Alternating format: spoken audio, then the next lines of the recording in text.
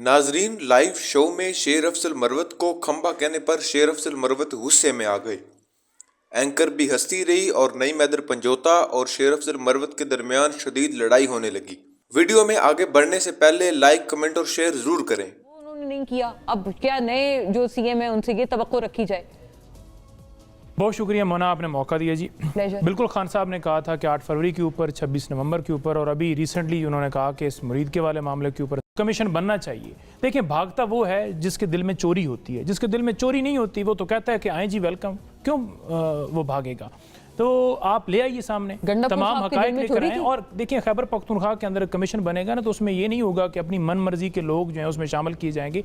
Independent उसके अंदर तहकीकात होंगी और तमाम फैक्ट्स को देखा जाएगा कि क्या एक शख्स वहां पर किसी जगह पर खड़ा है, हाई कोर्ट के सामने खड़ा है या किसी और जगह पर, क्या उसने किसी बिल्डिंग को आग लगाई है, उसने जलाव गिरा किया, क्या उसने कहा है कि आप हमला करें, क्या इमरान खान की हदायत उसके अंदर मौजूद थी, क्या कोई ऐसी वीडियो, कोई ऑडियो, कोई ऐसी चीज़ हो जिसको मनसूब किया जाए उन रहनुमाओं के साथ कि ये मॉब को लेकर इन्होंने किया, या कोई खुद बुला रहा था, या किसी ने खुद दरवाज़ा खोला, या किसी ने मास्क पहनकर किसी और मतलब लिबादे में ओढ़कर वहाँ जाकर आग लगाई और शो करवाया कि पीटीआई का कारकुन है। तो ये तमाम फैक्ट्स सामने आने चाहिए। हम तो पहले दिन से कहते हैं कि फॉल्स फ्लैग ऑपरेशन है, क्योंकि तहरीक इंसाफ को नहीं तोड़ा जा पा रहा था और ये एक जवाब ढूंढा गया जिसके जरिए कि तहरीक इंसाफ के लोगों के ऊपर जुल्म सितम किए जाए। प्रेस कॉन्फ्रेंस का सिलसिला आपने देखा, इलेक्शन के अंदर जो सारी सूरत हाल आपने देखी, 8 फरवरी को जो डाका मारा गया, बल्ला छीना गया, जेल में खान साहब को डाला गया, ये तमाम तर एक रीजन जवाब बनाने के लिए कि ताकि ये कार्रवाइयां की जा सकें। हम ये चाहते हैं कि वहां से अगर ये रिजल्ट आएगा तो पूरे पाकिस्तान में लागू होगा, क्योंकि एक ही तरह का पैटर्न, एक ही तरह की चीज हर जगह पर की गई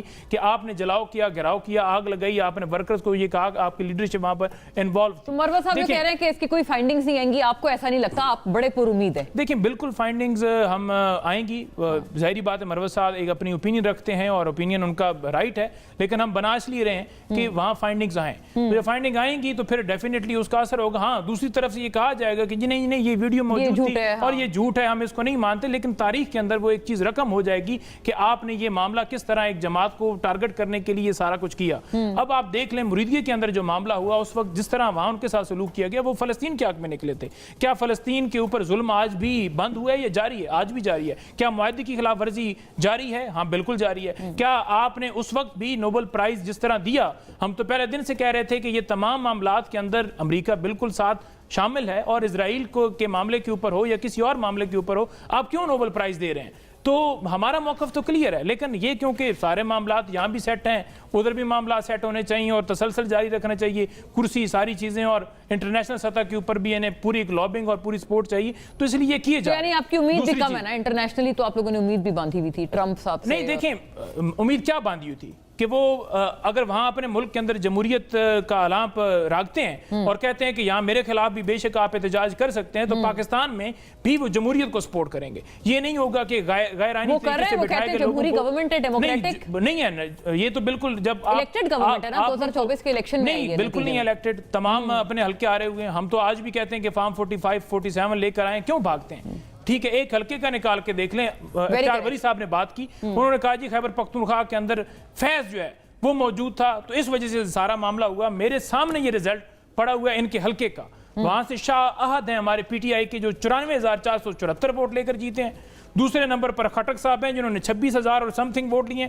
तीसरे नंबर पर खान वजीर हैं जो तीसरे नंबर पर आए, और चौथे नंबर पर इख्तियार वली साहब आए हैं जिनका तलक पीएमएलएन से है। अगर वहां पर फैज मौजूद था तो कोई ऊपर नीचे तो नंबर आ जाता, 90 के करीब आ जाता। ठीक है, आप चौथे नंबर पर आए हैं, फेयर इलेक्शन हुए हैं, आप माने कि अवाम ने, देखें वो वली साहब चौथे नंबर पर आए ना, दूसरे नंबर पर आ जाते, तीसरे पर आ जाते, आपकी मकबूलियत थी।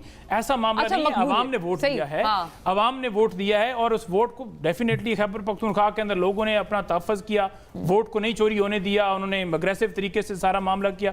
मरवत साहब के हल्के का आपको पता है कि जिस तरह ये सारे वहां पर इन्होंने घिराव किया कि हम बिल्कुल फॉर्म 45 के बगैर, 47 के बगैर नहीं जाएंगे, तो ये सूरत हाल वहां पर थी। पंजाब के अलग फैक्ट्स थे, बाकी सारी चीजें भी हैं, लेकिन देखें पूरे पाकिस्तान से एक ही नारा लगा कैदी नंबर 804 का, जिससे आप निशान लिया, जिसकी पार्टी की पाबंदी लगाई, जिसके आप लोगों को उठाकर आपने उनसे पार्टियां, उनकी लीडरशिप को उठा के आपने साइड पर किया, उसके बावजूद खंबे खड़े किए, वो जीते। सिद्दीकी साहब से आप कैसे मुस्तरद कर सकते हैं? एक चीज का मैं जरा थोड़ा सा ऑब्जेक्शन करूंगा, ये खंबा जो है शायद हमें कहा जाता है, हम खंबे नहीं, मैं भी नहीं आज तक लड़ा ना इलेक्शन, मैं भी नहीं लड़ा आज तक पहली दफा। एक मिनट, मैं भी अपने जीता। पार्टी के एमएनएज हम और सारे पार्लियामेंटेरियन की बेतवकीरी है, आप उनको खंबे कह रहे हैं। हाँ। यानी आपके पार्टी वैसे 18 के इलेक्शन में ये इस्तेलाह नहीं, निकली मतलब थी, ये था कि सिद्दीकी कोई साहब को सियासी पता होगा। बैकग्राउंड उस नहीं कि टाइम, मेरा हाँ, दादा, उसका- मेरा चाचा या मैं 5 दफा पहले टाइम मैंने मतलब रहा मैंने हूं। खास पहली दफा इत्मीनान मैं करता हूँ। सियासी एक खंभा ये होता है तो ना, आप पहली दफा इख्तियार वली साहब से पूछें या केपी के अवाम से पूछें या कराची के लोगों से, ये खंबे न होते हाँ।